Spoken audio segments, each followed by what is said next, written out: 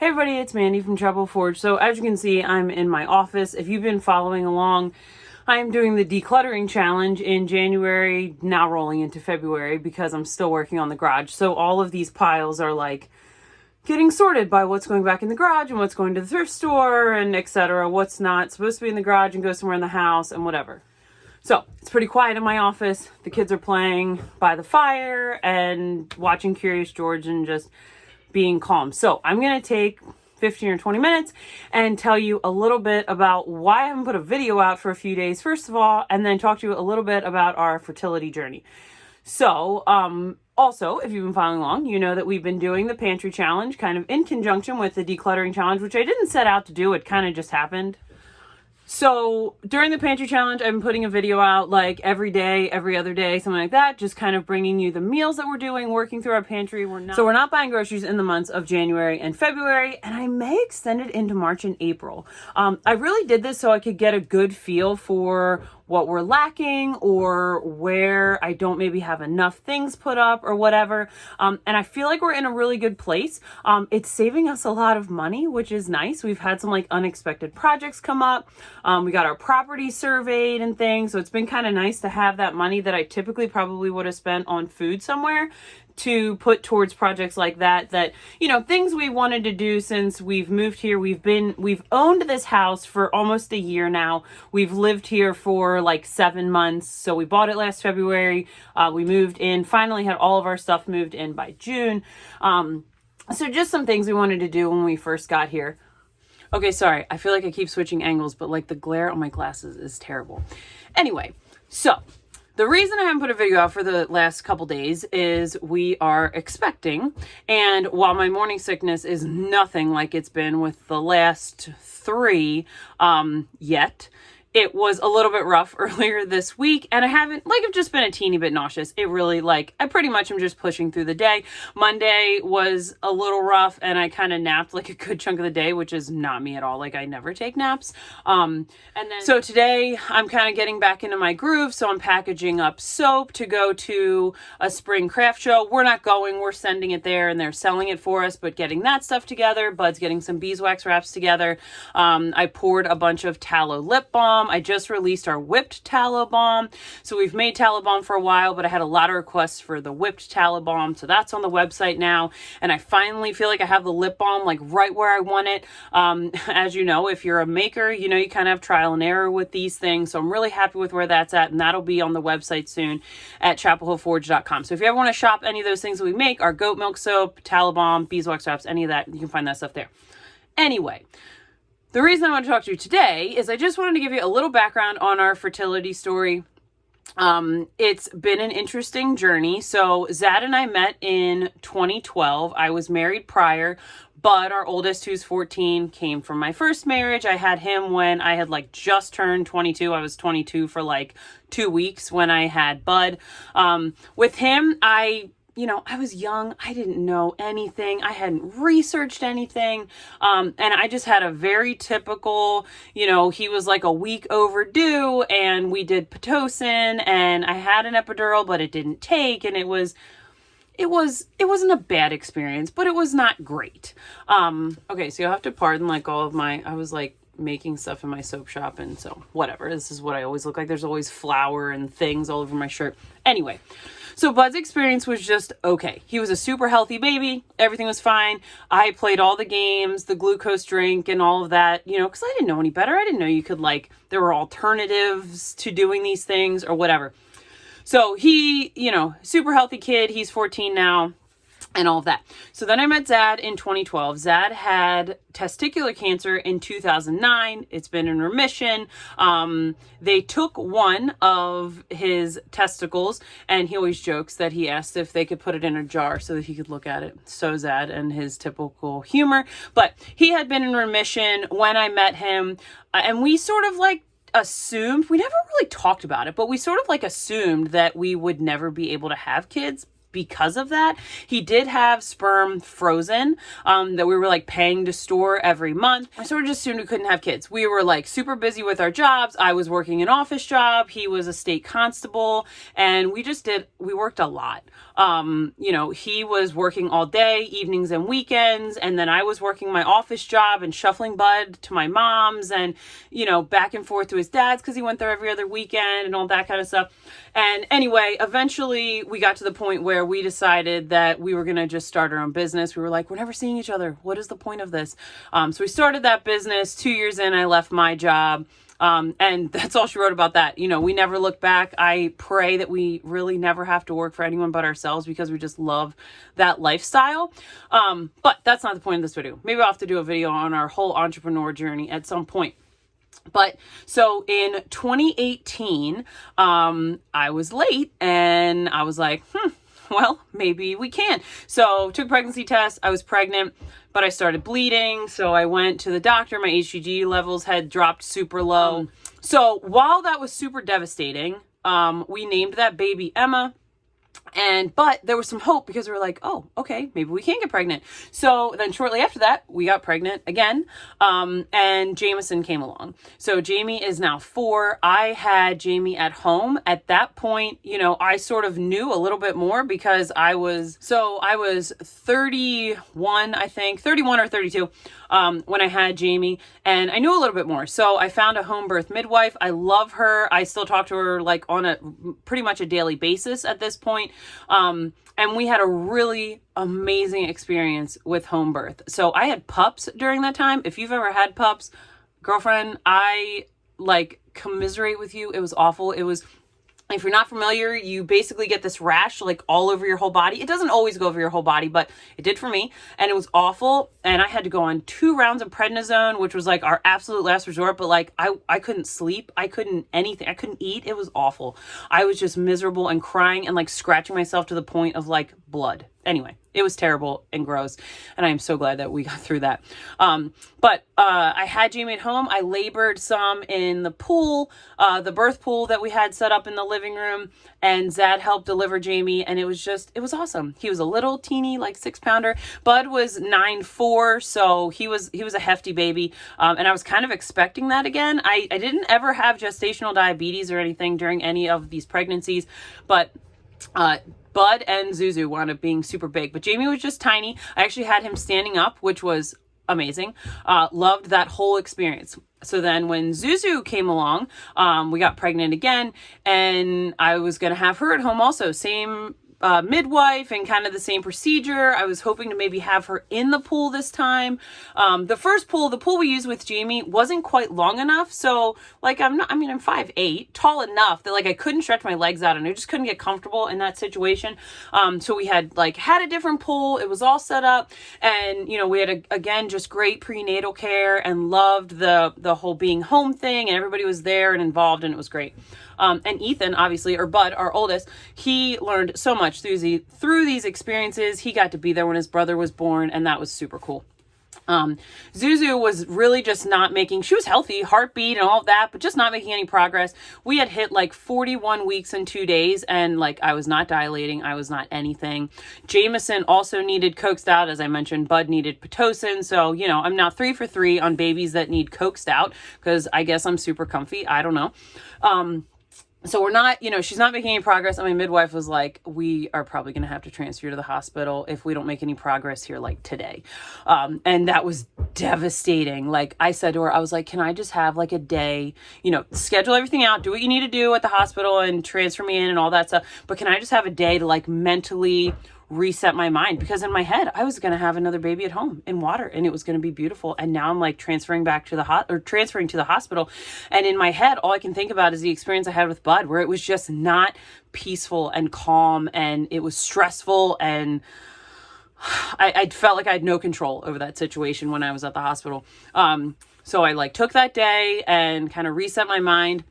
The hospital that we transferred to serves a lot of Amish and Mennonite families.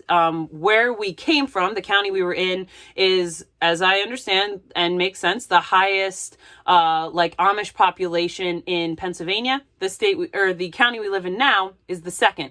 So I guess we just have a thing for like living in Amish counties. Nonetheless, there are a lot of perks to that. And so this hospital, they were just fantastic. A lot of the midwives there came from what's called birth care, which is like a birth center that we have in Lancaster County here in Pennsylvania. And they just have a different mindset. And it was an amazing experience. I did have to go on Pitocin, but I was able to text my home birth midwife during this whole process. So like I'm on the highest dose of Pitocin because we're really trying to get this baby moving. And obviously, this was not the plan at all, and I talked to my doula from when I had Jameson later on, and talked to my midwife later on, and they're like, a birth plan is just that, it's a plan, but sometimes these things just don't go to plan. And I have zero complaints about my hospital birth with Zuzu. It was wonderful. So anyway, I'm on the highest dose of Pitocin and I'm still not making any progress. And I'm like texting my midwife, like crying, like, what are we going to do? And because at this point, these nurses are new to me, and like, they were great. They were super nice. These midwives were great, but they weren't my home birth midwife. They weren't who I was like, had all my trust in yet. And so she's like, ask them to stop the Pitocin, eat a good meal, don't eat anything you don't want to puke back up, which is hysterical, and I think about that all the time, and restart Pitocin. And that's what we did. It was about 5:00. I had a good meal. I think I took a nap. We restarted Pitocin, and she was born like at 2-ish or something in the morning. And so that went super quick. But I did wind up getting an epidural with Zuzu. She was sunny side up, as they say. So her face was up and her skull was like pushing on my tailbone. And it was to the point that I was like projectile vomiting like across the hospital room, and Zad's like catching it in bags as I'm like, oh my gosh. It was intense. It was the most intense pain that I've ever experienced. If you've ever experienced back labor, you know what I'm talking about. And it was a lot. And I looked at one of the midwives at that point, and I was like crying, and I'm like, this was not the plan. I was supposed to have this baby at home in water, and it was supposed to be this peaceful, beautiful, non-intervened thing. And she was like, I understand, but this baby needs to come out and you need to make a decision. Are you going to continue to endure the pain? Can you endure the pain? Do you need an epidural? And I was like, if I take an epidural, am I like weak? And she was like, why would you be weak? So that was a huge mindset thing for me. Like, I clearly had not opened my mind yet to the fact that I may have to birth alternatively in a way that I had not planned on. So anyway, so I got the epidural. I had the most amazing nurse anesthetist. He was great. I've had anesthesiologists in the past that I feel like had zero bedside manner. And this dude, like, he was an RN before he was a nurse anesthetist. And he looked at me in the eyes and he's like, I need you to focus for 5 minutes. And if you can focus on me for 5 minutes, I promise I will make this pain go away. And didn't he do just that? And you know what? I just had the most beautiful birth of her. It was so amazing. Zad was obviously there with me, and I knew our kids were safe I think they were with my mom at the time. Zad's mom or my mom, I don't remember.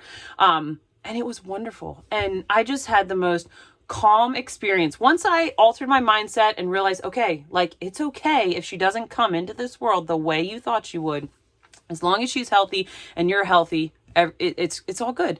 And so anyway, she came out. It was great. She was almost 10 pounds. She was a couple ounces short of 10 pounds. And it was a whirlwind, but we did it. She got here. She was super healthy and just had this full head of black hair, and it was great. So fast forward to, so Zad had his heart attack in December of 2021. And obviously that was super scary. And I thought that I was going to be like a single mom of 3 kids, and it was terrifying. And oh my gosh, I'm so glad that he's still here. A couple months after that, so February of 2022, we miscarried another baby. And it was an interesting emotional, like, experience. Like, we were sad, but it's like we almost went through the really, really rough part of the sadness the first time. And I don't want to minimize that at all. Like, I don't want anybody to be like, oh, well, they didn't care, they just lost another one. What's another one? Like, that's not what I'm saying at all. The shock that you you know, you always think, oh, I'm never going to miscarry. That's not going to happen to me. So that shock on the first one was brutal. Like, we just cried together. We didn't know what else to do. And then on the second miscarriage, we were like, okay, this is okay. This baby is, you know, now with the first one in heaven, and with Zad's dad and Zad's brother and grandparents and all these other great people in heaven, and it's okay. And we can move on from this.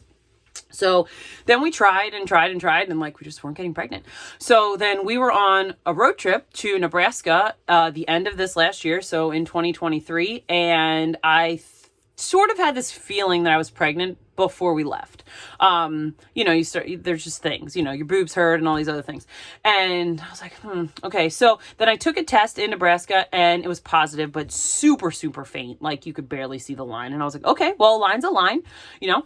And then I started bleeding and I just knew that it wasn't, you know, so I took another one and it was negative. And then I shared about that, like, when we got home on social media. And I've always been very open about this because I know how isolating it is. And, you know, when I was pregnant with Bud, had I experienced a miscarriage then, I don't think I could have been as open about it. You know, I was just younger, and I don't know, it's just not as much life experience. I didn't obviously at that point in life know the value of sharing your story and how much you can really touch other people that are feeling isolated in that emotion or whatever. So anyway, so we miscarried that one. And I was like, at that point, getting kind of discouraged because I'm like, okay, we're now like 2 years into, you know, in my head, I was like, oh, we're going to have a baby every 2 years and we're going to have 6 kids and it's all just going to be perfectly perfect. And now we're like, you know, 2 babies that didn't make it here. So we're now at 3 kids on earth and 3 kids in heaven. And I'm like, all right, well, all we can do is keep trying. You know, what else can we do? And I'm 36 now. So it's like, you know, I'm not at the point where I'm 60 or something, you know, we can clearly still have very healthy kids. So in January, it is still January, right? Yeah. The last day of January when I'm recording this, I was late again and I took a pregnancy test, and the first time I did it on an HCG strip, and I have never gotten a positive on one of those. And it was like, boom, like right away. They're just like the little teeny, like cheapy El Cheapos. I keep like 100 pack in the drawer kind of thing. Then I was like, okay, we're going to do like, then I have the like actual ones, like the clear blue ones that we keep on hand for if I'm like pretty sure that I am, you know, whatever. Amazon, you know, you can get these things in million packs and keep them in your drawer. So then I took that one and it was strong. Like, we got the plus sign right away. And I was like, all right. And I don't want to be overly optimistic about this. I feel like this one is doing well. I am super bloated. If you have followed along with our health journey at all, you know that I weigh like every day. Whether you think that's healthy or not, that's your opinion. I weigh every day just to kind of keep myself in check. I was a chunky kid and a chunky adult. And now that we've been on this whole foods journey as a family, it's just the way that I keep myself in check. So there's a little bit of a mental mountain I need to get over as far as that goes, because this is the first time I've been pregnant where I'm like very, very conscious about what I'm eating and that we're eating whole, healthy food. So it'll be okay. Like, I'm getting there. It's fine, but I am super way bloated. It's crazy. So we are almost at 6 weeks. We're definitely in that, like, the danger zone, as they call it. I'm going to get my progesterone tested next week. So the plan, Lord willing, this baby makes it to earth. The plan is that we are going to do home birth prenatal care. So essentially the same thing we did with Zuzu. We just didn't know we were doing with Zuzu. So we're going to do home birth, prenatal care. She doesn't come to your house. I have to go to her office, but it's not like a big, like, sit and wait 30 minutes and every appointment is late and that sort of scenario. I can text her. You know, that was always a big thing for me with my midwife that I had with Jamie and Zuzu. I could text her if something felt weird or off, or I had a question or whatever. I could just text her, and that is invaluable when you're pregnant. You know, when I was pregnant with Bud, now this was 15 years ago, things were a little bit different, but you know, you had to call in and wait for the on-call person to call you back. And like, you know, when you are pregnant, especially with your first, or if you've experienced multiple losses, you are like, oh my gosh, this is urgent. And, you know, even if it maybe isn't urgent, you feel like it is, and you just want an answer like right then and there. And I'm not saying that's the right attitude, but when you are in that mental space, it can be really hard to be patient. So I love that I can text the midwife that I have now. This will be the first time meeting her. My midwife I had with Jamie and Zuzu retired from midwifery. She is now baking cookies and like loving life and doing all of that. But I can still text her, and that's awesome, and I love that because we've formed like a really great friendship. So I am going to see her through this pregnancy. She doesn't do a glucose test, which was, I want to say is kind of important to me. Like there are alternatives. When I had my glucose testing with Jamie and Zuzu, I ate breakfast and 2 hours later she came and tested my sugar and everything was fine. We didn't have to do the orange drink and all that junk that I did with Bud. So there, I don't totally know what the plan is as far as that testing, but she said, we don't have to do the drink. There are alternatives. We'll talk about that at my next appointment. And we'll be taking you through this journey, obviously. Lord willing, this baby gets here and we can all snuggle it and it'll be awesome. And then I will transfer out at like 38, 39 weeks, transfer to that same hospital I had Zuzu at. Now, the tricky part is that we now live 2 hours from that hospital. Prior, we only lived 1 hour from that hospital. I hope that it's going to be okay. I am now 3 for 3 on babies that need coaxed out and are not interested in just coming on their own. And I am 2 for 3 on almost 10-pound babies. So if I have another sunny side up 10-pound late baby, I am definitely going to want to be in the hospital, and I'm going to want that epidural because I had a really beautiful birth of Zuzu once I wasn't crying and puking and hysterical. And I know that that's not everyone's, there's definitely like cons to epidurals. That's not everyone's thing. I feel like at this point, I've had a hospital birth with a failed epidural. I've had a home birth with no intervention at all. And it was wonderful. Except we coaxed them out with some herbs. And then I had a almost home birth, but actually had to be done at the hospital and with a successful epidural, and it was wonderful also. And so I feel like I've had enough kind of experience with between those three that I know what I want. I know what my body will tolerate, and I am at peace with this decision and how we're planning on doing this. So that is going to be the plan with this baby. That is why I haven't put out videos for a few days, because like food was really not exciting me very much. It was kind of just like a piece of toast here and a this and whatever. I was eating like meals, but I was not like excited enough to record about them. So we'll be bringing you more meals throughout the pantry challenge through February. I'll be bringing you more videos as I continue to declutter the garage. If you haven't seen a picture of what our garage looks like, go over to Facebook or Instagram. I have the pictures on there. That sort of became our dumping grounds when we were moving, because we are homesteaders. We are raising animals and children and unschooling and running a business and a multifaceted business. And so we have a lot of things to just keep this ball rolling.